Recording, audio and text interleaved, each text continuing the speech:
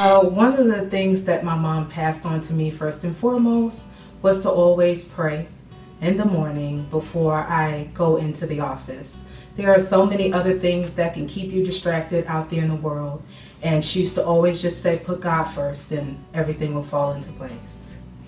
I think another pearl of wisdom that my mom gave to me is to sometimes do things for free for someone, because you never know what that token of gratitude might bring back to your life. So my mom always told me to never promise a client something that I could not deliver. So if there's something that I can't do, maybe I can refer that client to someone that can do something. And maybe the network will come back and I'll be referred for something. So that's kind of something that's stood along with me.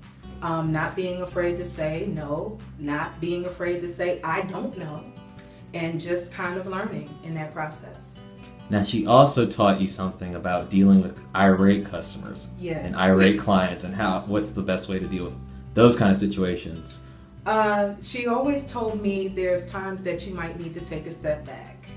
You might need to get away from the phones, get away from all of everything that's going on, and just kind of count back to yourself and be calm, because sometimes you can make irate decisions based on emotion, and that can cost you business. So that's one great thing I do to this day. Be persistent.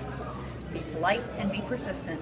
If you have customers who perhaps aren't paying you as quickly as they need to, be persistent in collecting money from them. But be polite. You don't have to be ugly.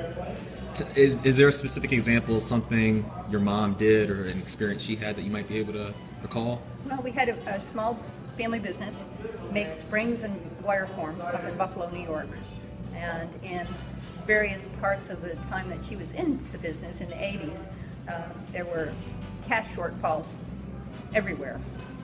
So they would extend credit to some of their suppliers or some of their clients, customers, and those customers would then maybe take too long to pay them back. So she would be very polite and very persistent in getting them to pay her back.